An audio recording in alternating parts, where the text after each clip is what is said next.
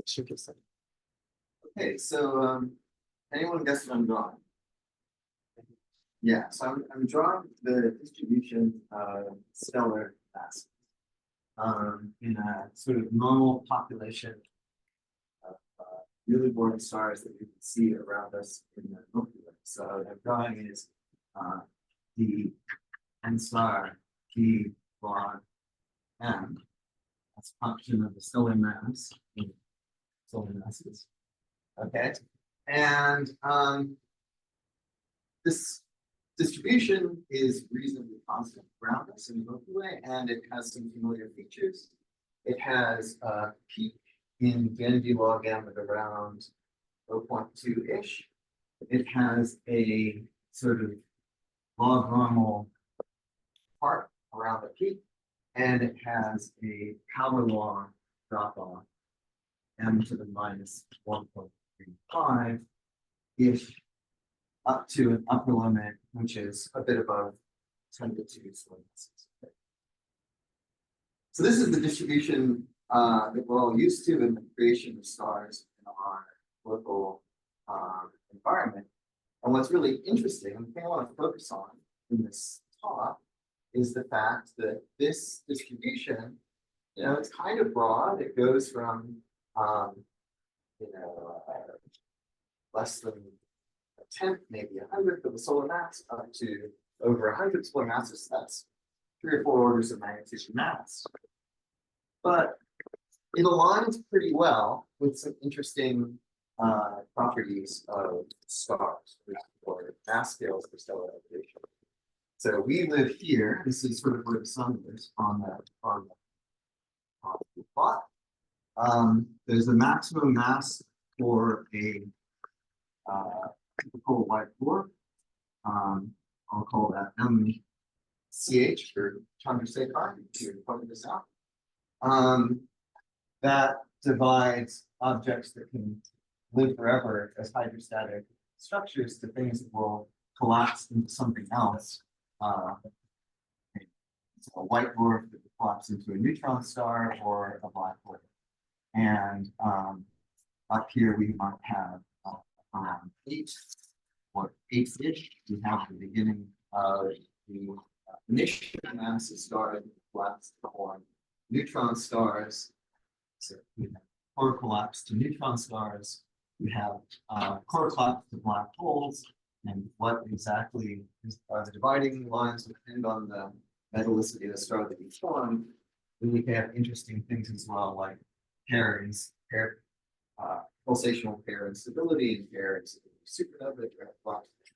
Things get very down here. Things are very boring, but that means that we have stable environments for galaxies and life.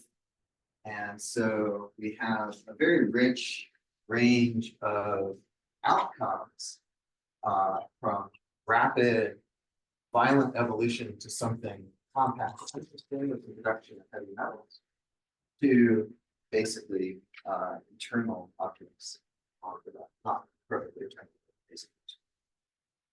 And so this is what makes our universe an interesting place. In many ways, I mean, lots of other things do too, but this is fundamental to us being here and appreciating it. So the one question you can ask is why? Why do the masses that we actually get for stars have anything to do with the masses that we get? Anybody has a suggestion? There are different suggestions have been proposed. One thing you could say, well, it is just accidental. It might just be accidental alignments that bring the typical mass of stars close to the Chandrasekhar mass, for instance. Okay, but there's some fine-tuning issues.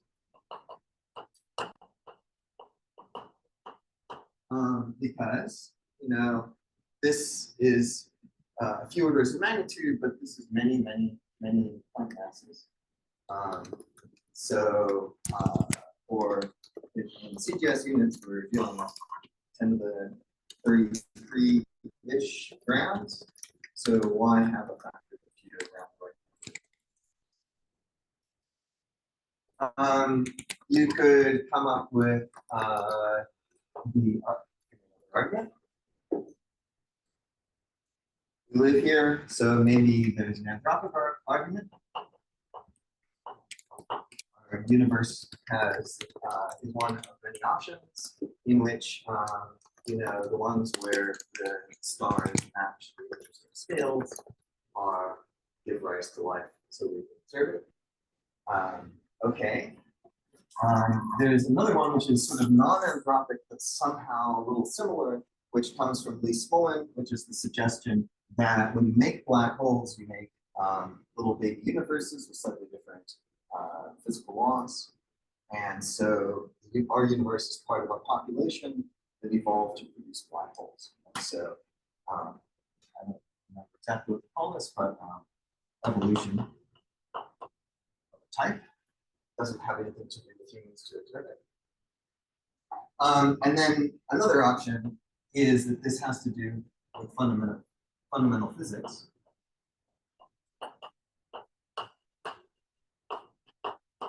So what I want to do is to examine the fundamental physics that sets these scales and ask how it's related to the physics of star formation.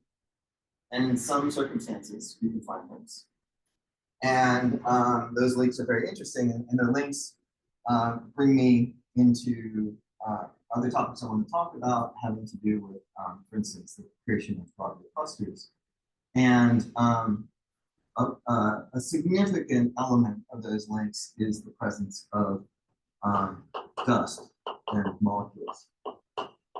So dust is quite helpful in scales. Okay. So that's the plan.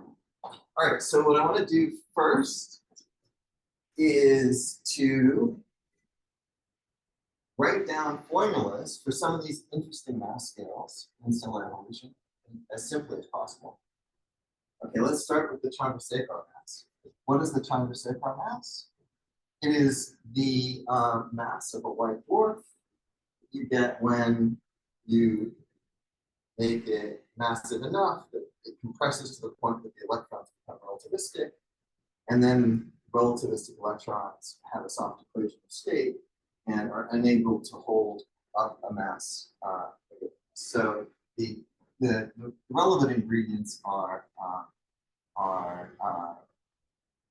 electron degeneracy, which involves relativistic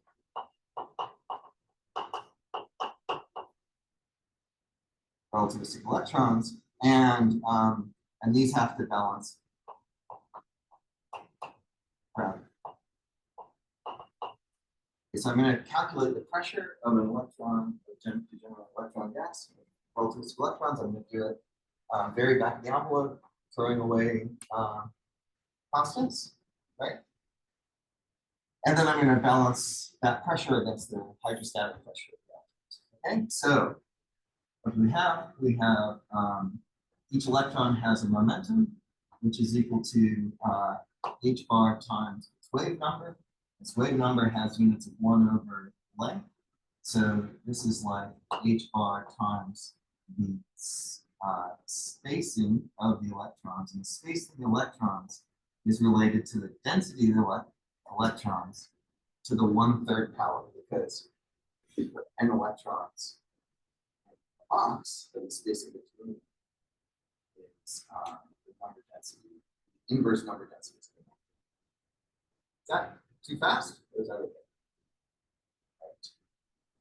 All right, so then we're dealing with relativistic electrons. So the energy, kinetic energy of each electron is equal to its momentum times the speed of light. Okay, which is just equal to or tilde h bar c n e to the 1/3. And the pressure you get from the electrons from the relativistic degenerate electrons, which is E gen, is like the energy of a single electron times the number density of electrons, because pressure is the same thing as energy density. Okay? So this is like h bar c and Right, so now what I want to do, well, first of all, I can write NE in terms of mass and radius. So NE is the number of density. So it's the mass density divided by the mass per electron. So this is H bar C, the mass density. So mass density is like M over R cubed, mass of the entire object over the volume. I'm just running away constants again, times the mass per electron. I'll call it U. Okay, great. So that's the degeneracy pressure. We're going to set that equal to the hydrostatic pressure. What's the hydrostatic pressure?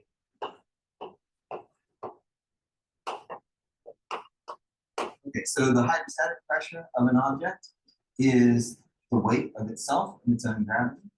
So P hydrostatic is like rho G H.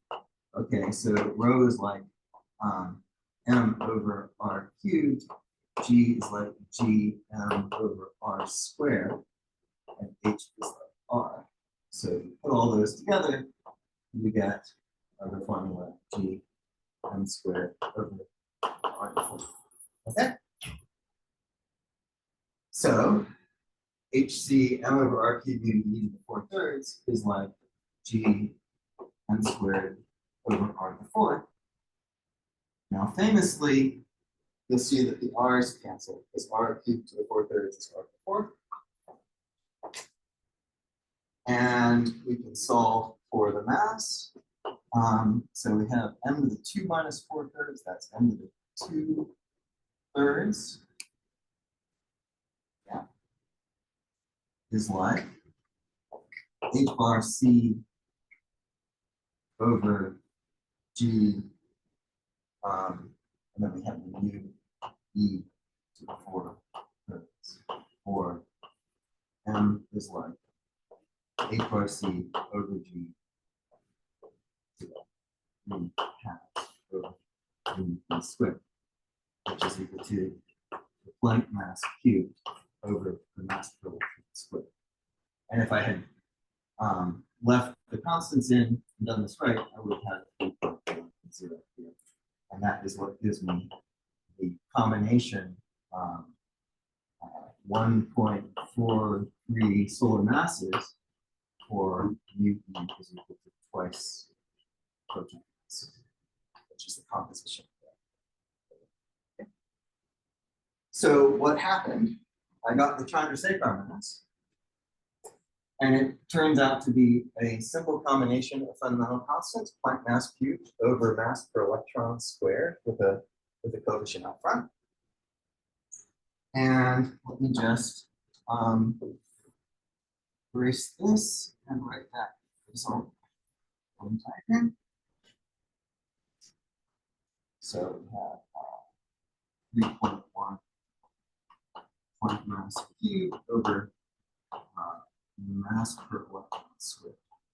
Okay, great. Let's do another one. So let's go. Okay, I'll tell you that the mass, that the brown dwarf limit, which is the minimum mass, the minimum mass for stably burning hydrogen and not having electron degeneracy take over, right? So basically, as an object contracts from the pre-main sequence, its core heats up. And if there were no source of nuclear energy, its core would heat up until it becomes a degenerate object and then it would cool back down. So this is a maximum temperature. And that can happen as long as the mass is less than the Chandrasekhar mass. If that maximum temperature is hot enough to burn hydrogen, then you will stop along the way and become a main sequence star and live happily as a star down the Theodore block. I should have put this a little bit to the left. To the right, 0.08. If you're below the brown dwarf limit, you will just continue to contract and become a stable degenerate object that has never burned hydrogen. And there's another limit even lower for deuterium, which people take as the divide between the brown dwarfs and comets. Okay, so this number here this comes from a similar combination of comparisons. So instead of relativistic degeneracy, we have non-relativistic degeneracy becoming a role. So we have to use the formula for non-relativistic degenerate electron pressure, which I could work out for you. Yeah. So we want to set P degenerate of order approximately equal to the hydrostatic pressure. But we also want to set the temperature to the temperature where you can emit hydrogen. And this sets a characteristic sound that is characteristic of the burning of hydrogen.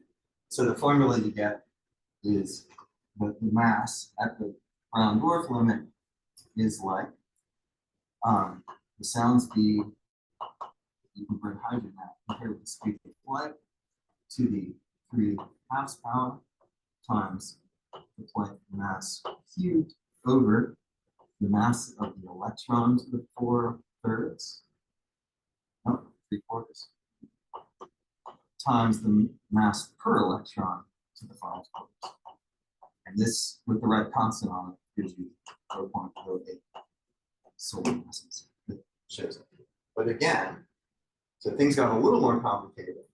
But you see, we have Planck mass cubed over a sort of combination of what's like particle mass squared. And the complication was you had to compare the temperature you bring hydrogen at to the speed of light. Okay, so that one is, I won't bother to write it down, it's there over on the left of the graph. Now on the right hand side of the graph, I'm going to identify a mass scale that I call m rad. And this is the mass scale of a star that has equal parts radiation pressure and gas pressure. Because, as I'll tell you a little bit later, the radiation pressure goes up, and it goes up as you exceed the Chandrasekhar mass and becomes equal up here, and dominant in terms of the hydrostatic support for mass, historical mass. So, what do we have there? Well, we have radiation pressure. And what is the radiation pressure? It's 1/3 radiation energy density, and energy density is A to the 4th. Does anybody know the formula for the constant A? Oh, so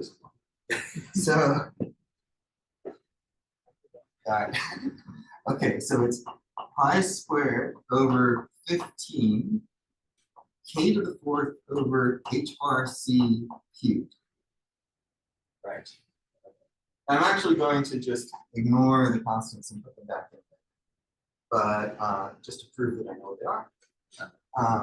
Right.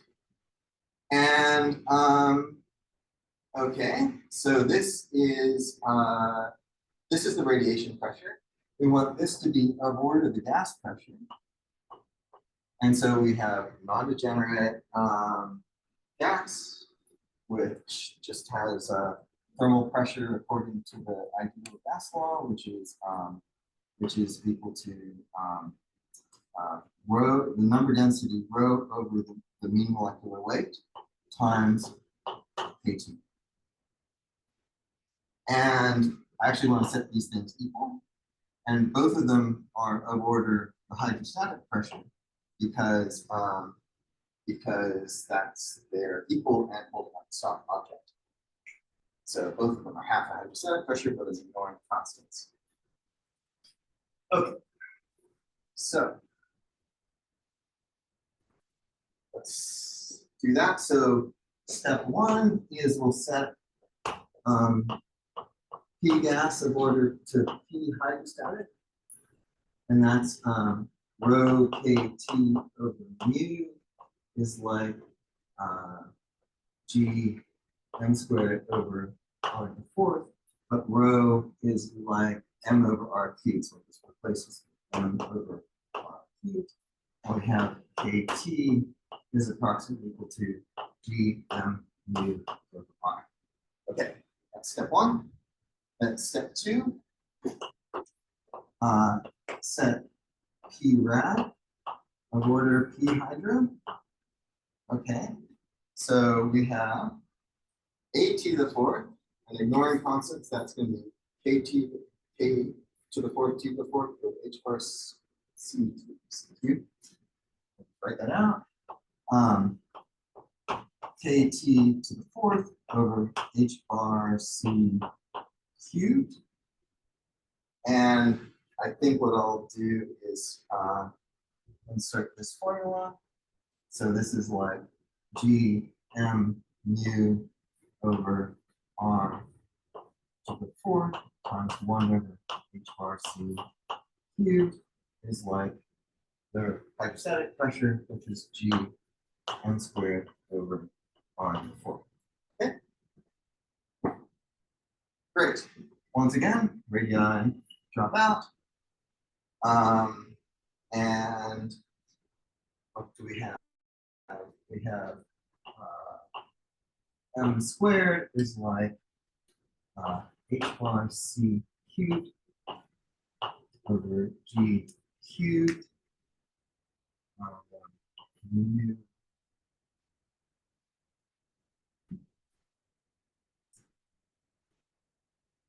Yeah, because we need 4 in the denominator.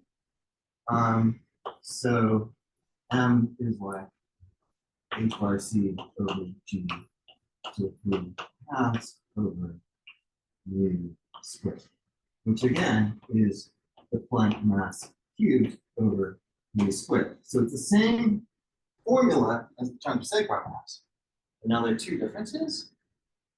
One is that the coefficient is bigger this time. It's like 27.5, if I do it right.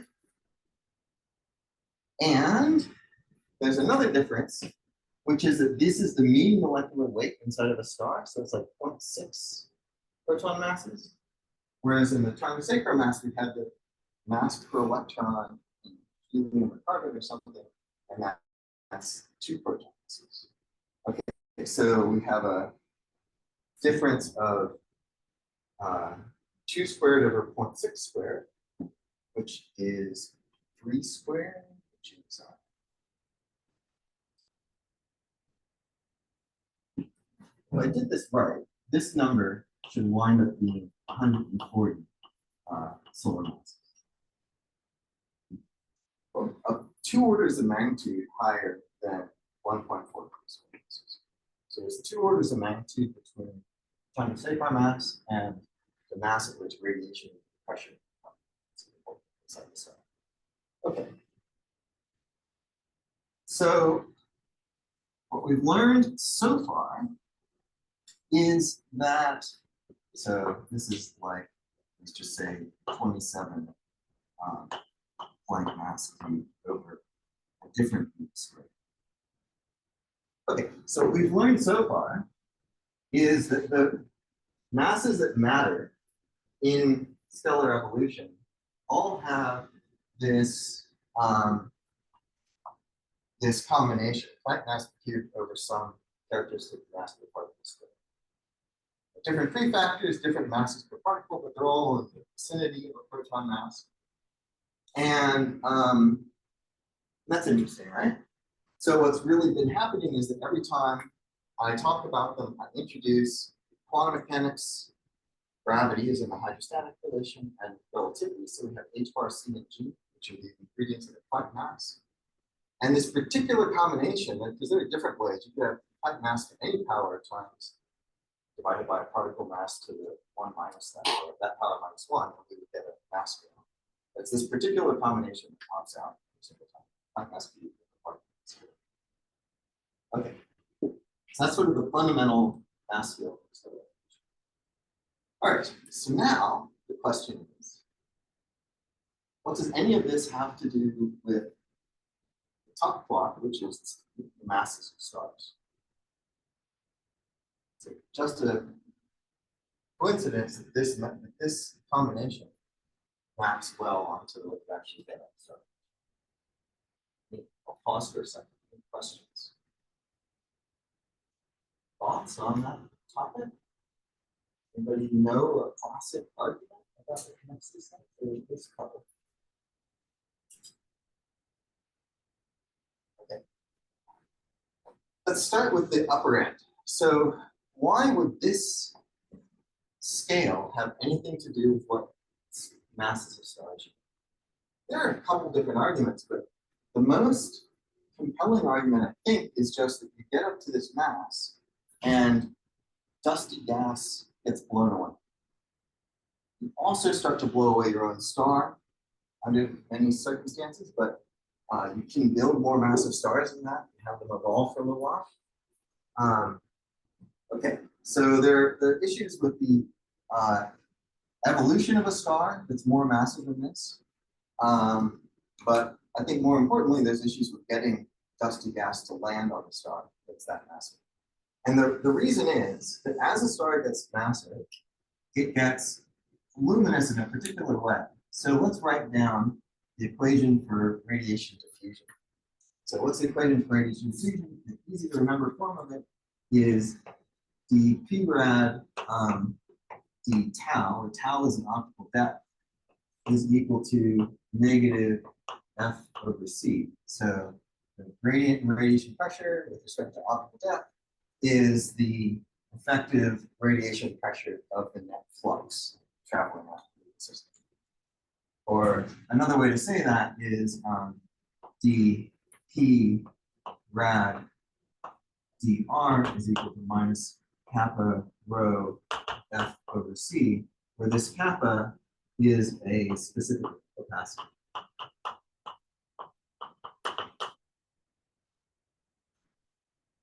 Kappa rho dr is the same thing as the optical depth. So what I just did seem okay. All right. So now let's compare that to the hydrostatic pressure.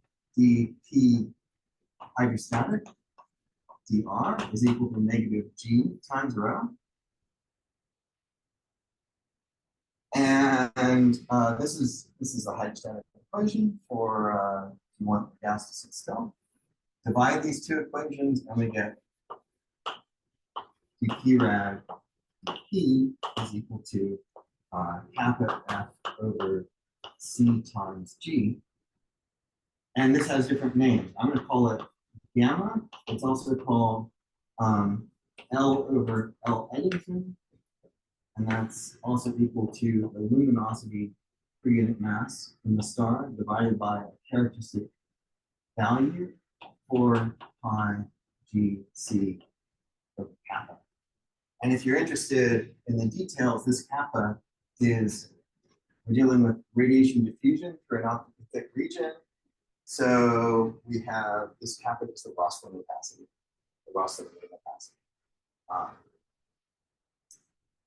which inside of the star is roughly equal to the electron scattering opacity, which is 0.2.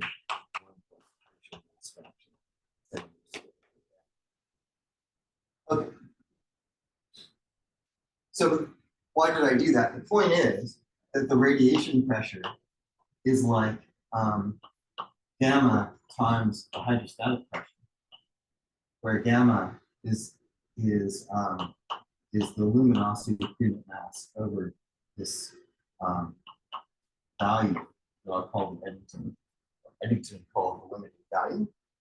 And at the limiting value, the radiation pressure just balances what you need to hold up the material so that you're getting in a situation where the environment is completely radiation elevated or levitated. Okay. Yes, so what is this saying? I had started by building a star where P rad is equal to 1/2 P hydrostatic, which means that that I built a star where gamma is around 1/2. And what that means is that then the luminosity of that star is around half times Eddington velocity, so 4 pi g mass of this radiation dominated star over speed of light.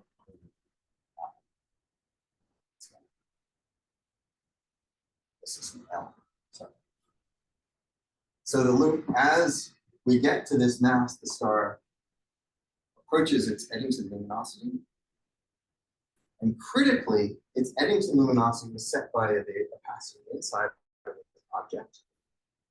So if it is surrounded by material of higher opacity, then its luminosity is going to interact with that material and overwhelm the gravity from the star. So if you just have a single star which is close to its Eddington luminosity and sitting in dusty gas typically has a characteristically higher opacity per unit mass than the electron scattering diamond, you're going to get a situation where the star can blow its environment away. And you can imagine ways to try to overwhelm that or overcome that by having protostellar outflow that lets the radiation out, have matter coming to the side, etc. Those things work, but it gets harder to maintain as you get up above. And this is a place where dust matters a lot. You get rid of the dust in the gas. You get the dust content down to the point that the opacity in the dusty gas is below the electron scattering opacity. Now the star might have an Eddington luminosity in its interior, but that would be less than the Eddington luminosity as seen by dusty gas in its environment. So that stuff is still falling. So that's a reason why the upper mass limit is probably related to the radiation pressure dominated mass, especially in the presence of dust that isn't too minimal. Let me quickly just say that there's a formula for gamma, which is more precise. So it goes the square root of gamma over 1 minus gamma squared is equal to the stellar mass over the radiated mass divided by 2√2. So this comes from what's called the Eddington Standard Model, a toy model Arthur Eddington built, and describes the luminosity, how the luminosity of the star grows as you approach and exceed that scale. Okay.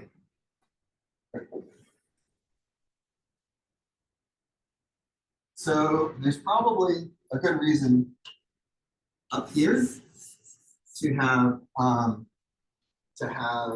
the initial mass function limited and related to the fundamental scale. How about the low end?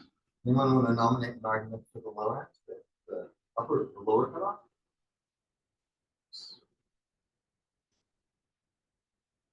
About to do it.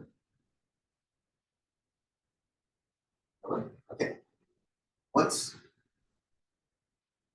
involved in determining the smallest objects? You have to have some environment. Usually you have some like molecular cloud. It's collapsing. Maybe it's forming a filament. The filament's getting smaller and smaller in width, maybe. So these filaments, if they're isothermal, will tend to just collapse along the width. And then the filament will break up into little fragments, and there's a minimum fragment mass. And the argument goes by the name of the opacity limit for fragmentation. So the argument is that if you're looking at one of these little collapsing regions, it has to give away energy at a certain rate in order to remain a roughly constant temperature. And if it doesn't remain a roughly constant temperature, the temperature goes up too quickly. If the temperature goes up faster than density to the 1/3 power, then it will become hydrostatically stable and it will pump fragment. Okay, so we need its temperature to be constant. That means that its luminosity has to match the rate at which heat is being generated. Okay, so the total energy, thermal energy content is like the mass times the sound speed squared. And that has to be radiated in a dynamical time. So the dynamical time is like the radius over the sound speed. So the luminosity that you need is like m over r cs cubed, which is like, okay, so in one of these hydrostatic objects, cs squared, which is at over mu, and that's equal to gm over r. So if I just multiply by a g, I get another cs squared out of this. So this is equal to cs to the fifth divided by g. Okay, so I want this luminosity. And the argument, the basic argument, is that I can't radiate any faster than a black body at the temperature of the object. Okay, so L radiated is equal to 4 pi r squared sigma g to the fourth times some radiative efficiency, which might not be 1. Can be less than 1, but it can't be bigger, because you can't radiate faster than a black body at the temperature. Okay. Right, now what is the sigma? The sigma is the Stefan Boltzmann constant, but it's also the radiation constant times the speed of light divided by 4. Okay, and we already know what A is, so we're good. Okay, so let's set these two things equal. So cs to the fifth over g, which I'll call cs over g times cs to the fourth is gm over r squared. The cs squared was gm over r. Show that just a minute. Okay, so this is equal to okay, there's pi a c the fourth times some radiative efficiency, and this is equal to, okay, pi times pi squared over 15. I'm going to ignore all that. So we have k t to the fourth over h bar c cubed times c times.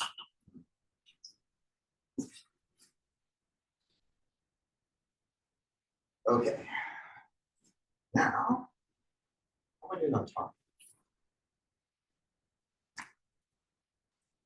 Getting late. So I will speed up. Well, not too much. Okay, so then we have kt is equal to gm over r times mu.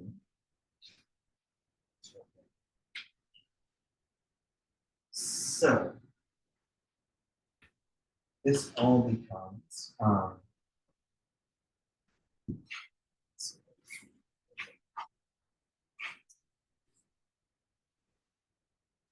gm over r mu to the fourth power is equal to h bar c cubed over c times the radiative efficiency times cs over g gm over r squared. Okay. So, right.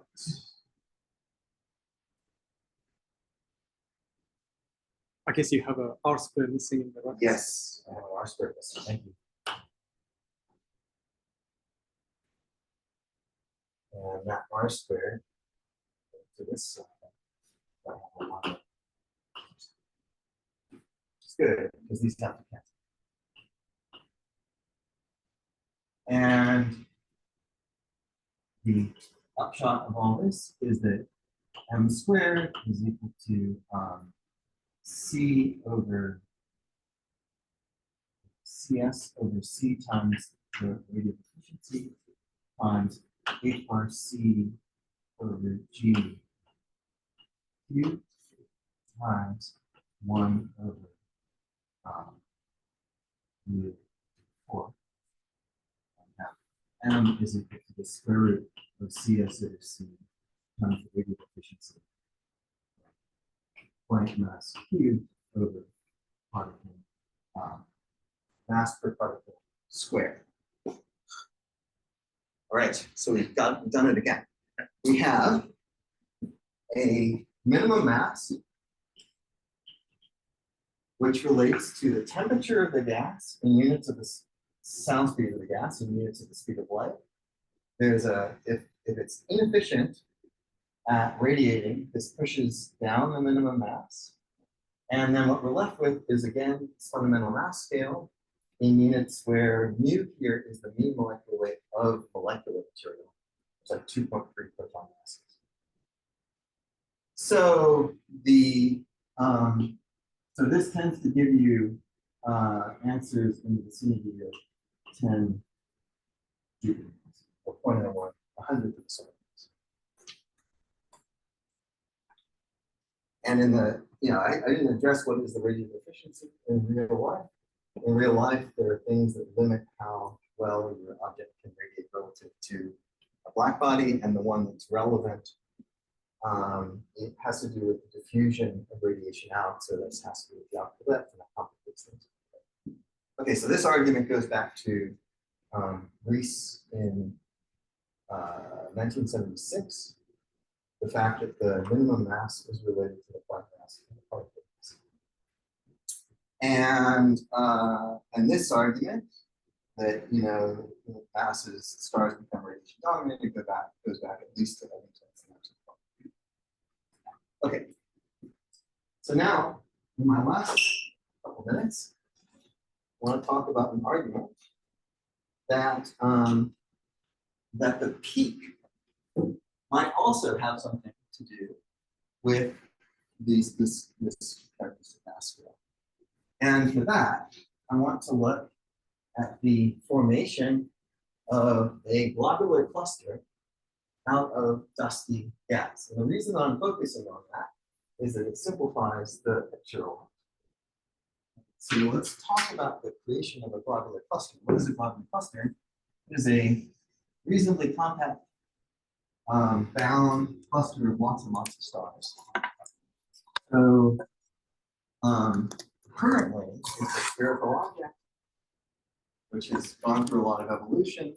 All the stars more massive than 0.8 solar masses have died. It's like 10 billion years old. The object has been through dynamical evolution, two-body evolution, binary, single evolution, creation of compact remnants, black holes, and neutron stars, evolution in the galaxy's tidal environment. This is a very rich playground, and definitely ask Marta and Claire about how that really plays out. I'm just going to think of this environment as a situation where you have something like 10 to the 6 solar masses, if we're talking about a really massive globular cluster, in a few parsecs. And that's what we see now for the most massive globular clusters in terms of their stellar content. And they probably came from an environment that's more compact. Okay, so what does that mean? It means that the column density, which is like the mass over pi r squared, is around a few grams per centimeter squared. So it's in CGS units instead of order unit. And this has some interesting implications. So you have high masses, moderate radii, high column densities. So as a result, you can be in a situation, you often are in a situation, where the dust is thermally optically thick. It doesn't have to be, but you're often in a situation where this column density plus warm dusty gas, which is warmed up by the stars forming inside of it, give rise to an optically thick environment. And the arguments I just gave you about optically thick environments like stars start to apply. You also have strong dust gas thermal coupling.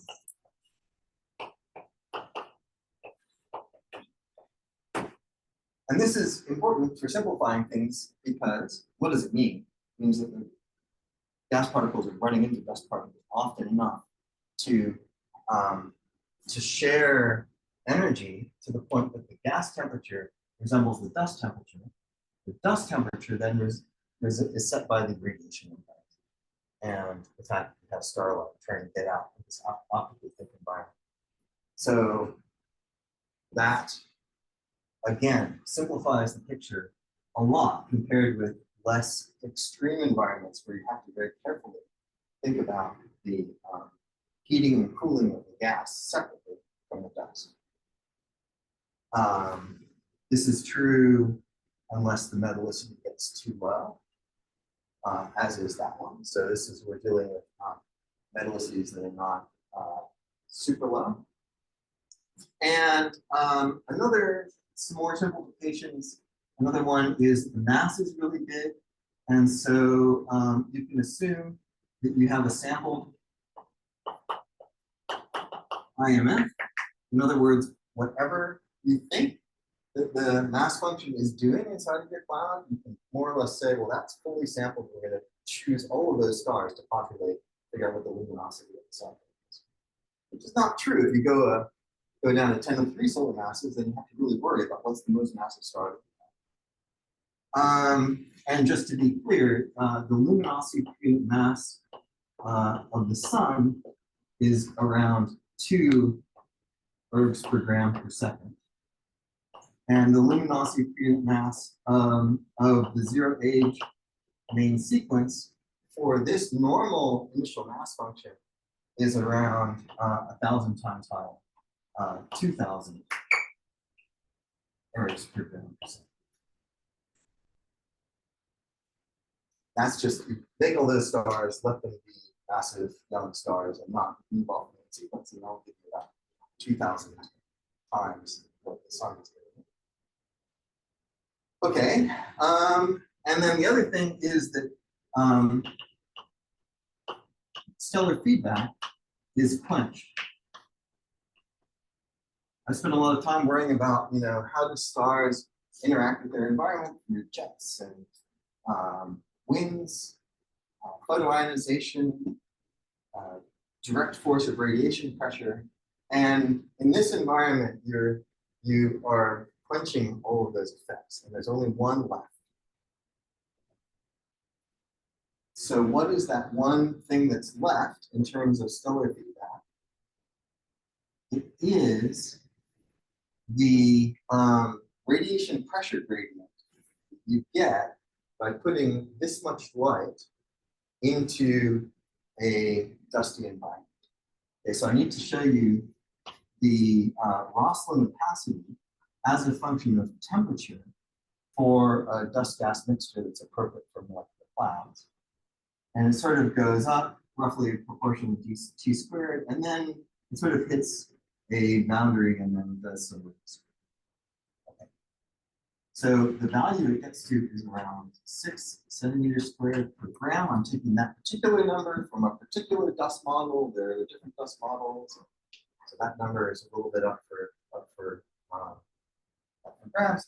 And this critical temperature is around 150 Kelvin, and that's has to do with the evaporation of volatiles on the surfaces of dust grains, which changes the temperature. That's the main thing. Okay, so given this radiative opacity with that upper limit, let's calculate the Eddington luminosity to mass ratio and compare it to what the stars have.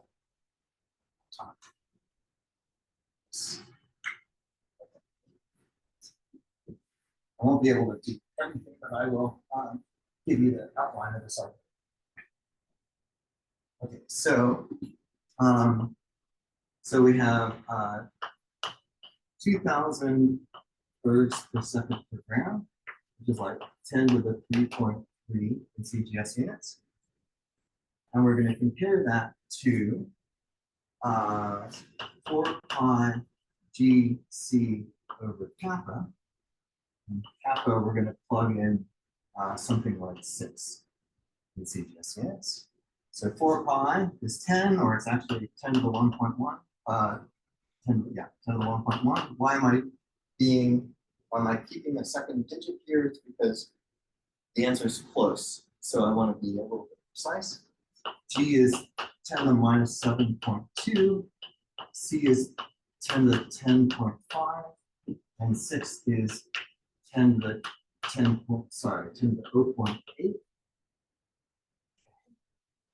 So we have 1.1 plus 10.5 minus 7.2 minus 0.8.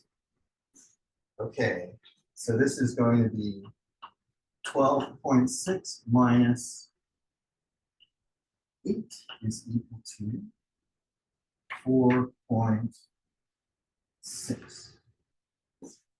Okay, so we have 4.6 in the denominator, 10 to the 4.6 in the denominator, 10 to the 3.3 in the numerator. And the important thing is that the denominator is bigger than the numerator, but not by a lot. That's what I wanted to pull out of that. So the Eddington ratio, or the ratio that gives you this comparison, is less than 1, but not a lot less than 1. So it's less than about 1. And that's going to set the radiation to hydrostatic pressure ratio inside the region. And if that number got bigger than 1, the radiation would blow the region away, or the region would have to adjust hydrodynamically. When it's less than 1, it can still collapse, depending on the magnetic field environment, Michael. And so you have to be careful. But now, if I have time, there's an argument that relates, yes, 3 minutes. There's an argument that relates the that pressure ratio in the environment to the masses of the cores that will collapse to form the peak of the mass function.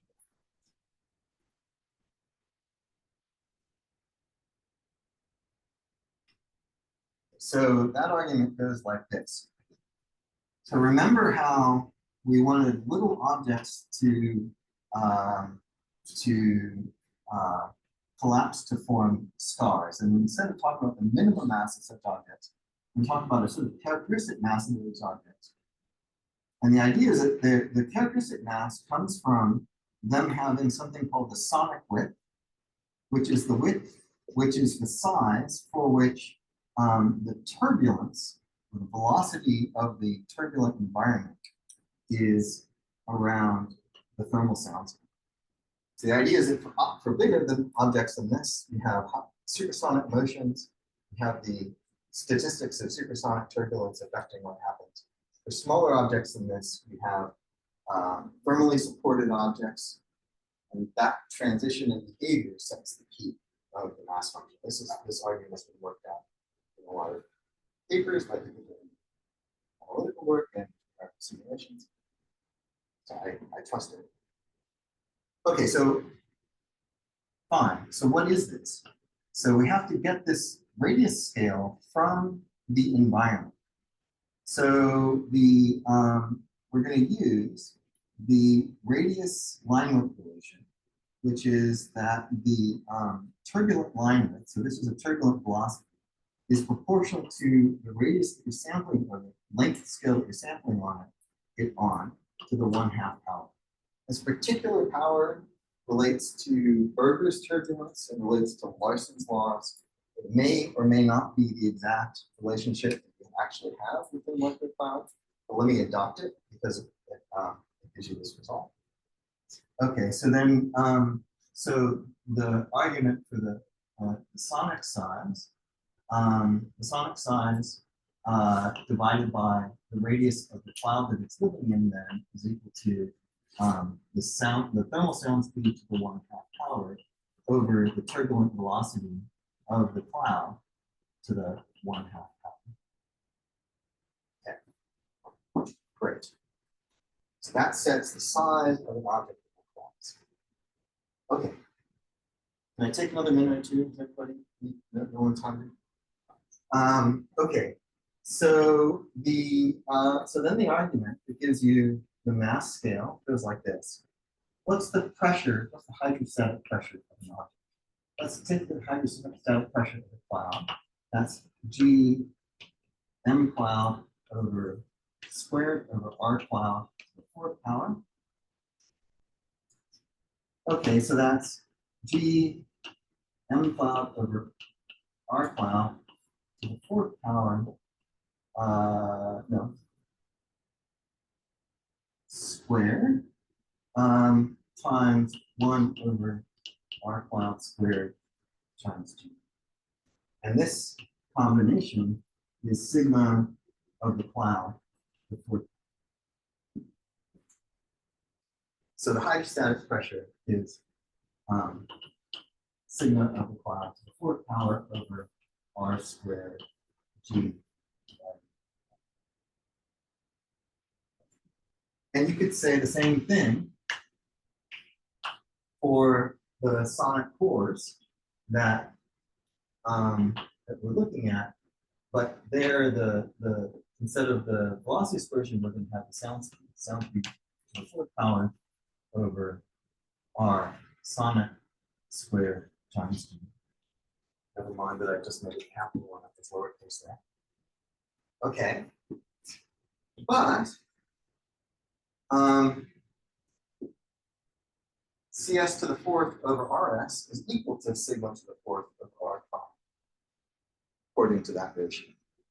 So that means that the hydrostatic pressure of the sonic core is just equal to the hydrostatic pressure of the cloud sitting. Okay. In other words, that sonic cores act as though they are. So we're dealing with an object which is critically supported by gas pressure against gravity and has the size for which the turbulent alignment size relation gives you thermal support instead of turbulent support, whereas the cloud it's sitting in is thermal support, at least the supersonic one. What that means is that under these conditions, the hydrostatic pressure and therefore the gas pressure of one of these sonic cores is equal to the hydrostatic pressure of the cloud. So they look like they're sitting under the weight of the environment they're sitting in. And that's a feature of this particular alignment size relation and looking at the sonic cores. And if you look within molecular clouds, you do see hydrostatic core-like objects, which look a lot like they're under effectively the weight of the environment. This hydrostatic pressure is equal to G times the Coleman's split. Same thing as after a unity constant of order. Okay, so what's the argument? The argument is if that's true, and we have the hydrostatic pressure of the cloud is of order the radiation pressure because this number was of order, and that's also true within the sonic cores. So the sonic cores have P rad over P hydrostatic is equal to gamma for the cloud they're sitting. Because the temperature is the same. The temperature is the same because there's plenty of time for radiation diffusion to equalize temperatures between the core and the environment. So it's just not moving fast enough to trap radiation.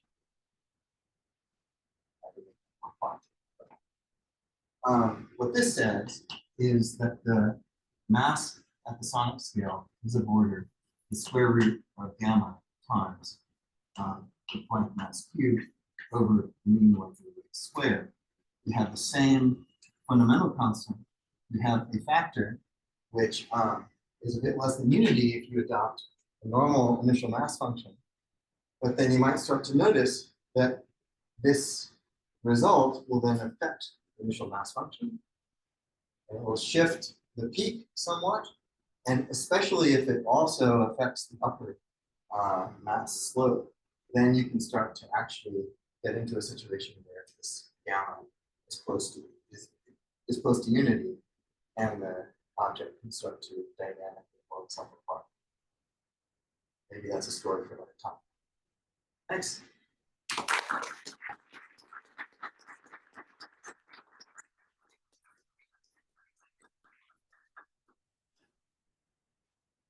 Any questions?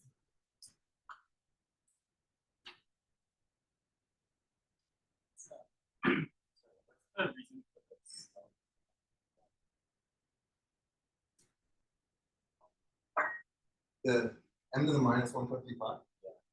So the classic argument for that, there are actually a number of arguments that do the same thing because of what you see. I'm not saying that theorists are good at wiggling out of anything, but it's remarkable that there are multiple arguments. I think the most accepted argument right now is that this slope has to do with the creation of gravitationally unstable regions out of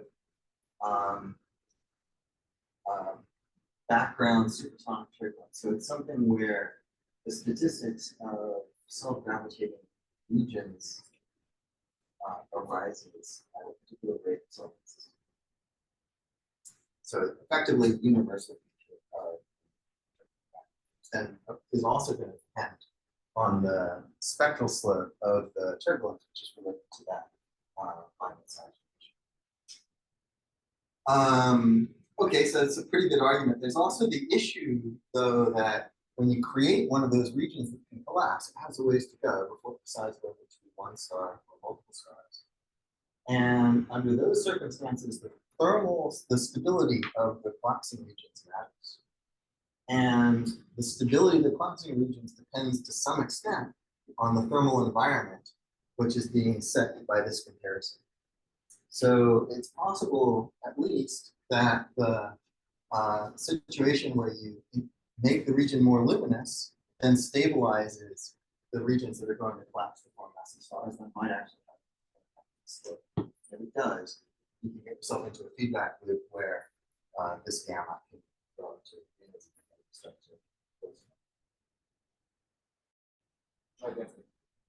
there's theory that supports by it. Like, the cash of its limits, but I guess not as much by its limits.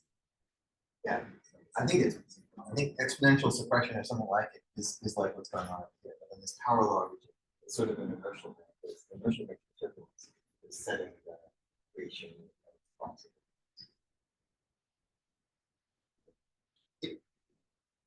So going back to your sonic scores, they kind of sound like the pressure bounded scores that we see in that's massive. Like, and you looked at that. So a lot of those, I think, wouldn't form stars ultimately.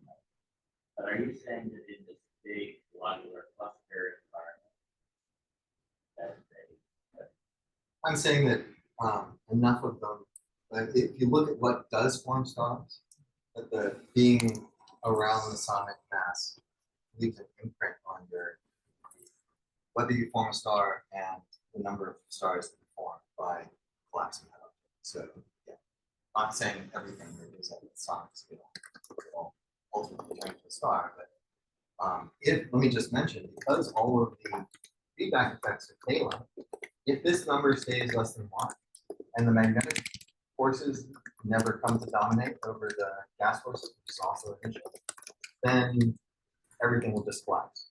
If you run a non-magnetized simulation where this number stays less than 1 because the maybe the capacity is too low, maybe it's a low metallicity environment, maybe the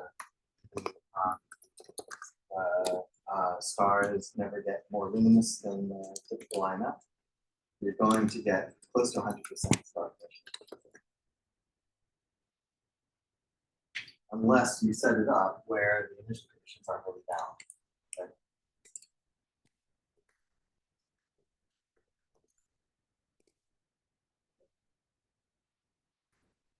There's no more questions, then let's thank you again. Thank you.